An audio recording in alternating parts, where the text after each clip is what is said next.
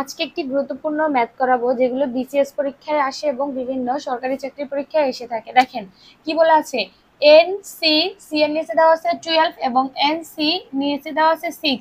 আমাকে বলছে এন এর মান কত, অর্থাৎ আমাকে এন এর মান বের করতে বলছে। এই ধরনের অঙ্কে আমরা কি করব, এই যে সি এর নিচে যে দুইটা মান থাকবে এই দুইটাকে যোগ করে দিলেই আমরা এন এর মান পেয়ে যাব। দেখেন এখানে সি এর মান আছে কত, 12, আর এখানে আছে কত, 6। এই দুটোকে যোগ করলে যত হয় সেইটাই হবে অ্যান্সার, অর্থাৎ 12 আর 6 যোগ করলে হয় 18। আমরা মনে রাখবো যে এই ধরনের অঙ্কে যদি যাই থাকুক না কেন, সি এর নিচে যে সংখ্যাটা থাকবে এবং এই পাশে যেইটা থাকবে এই দুইটাকে শুধু আমরা যোগ করে দেব। যোগ করলে যে উত্তরটা হবে সেইটাই হবে আমার এন এর মান।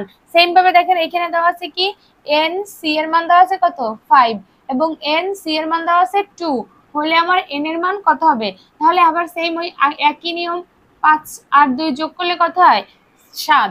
তাহলে এইটার উত্তর হবে কত, 7।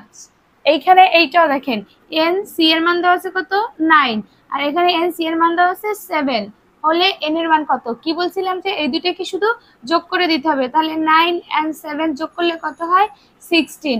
তার মানে এইটার উত্তর হবে 16। এ ধরনের অঙ্ক শুধু আমরা একটা জিনিসই মনে রাখবো, যদি এরকম কোনো অঙ্ক থাকে যে এন সি এর নিচে কোনো একটা মান দেওয়া থাকে, আবার এন সি এইখানে একটা কোনো মান দেওয়া থাকে, তখন যদি আমাকে এন এর মান নির্ণয় করতে বলে, শুধু কি করব আমরা, এই যে সি এর নিচে দুইটা মান থাকবে এই মান দুটাকে যোগ করে দেব। যোগ করলে যে অ্যান্সারটা হবে সেইটাই আমার হবে এন এর মান।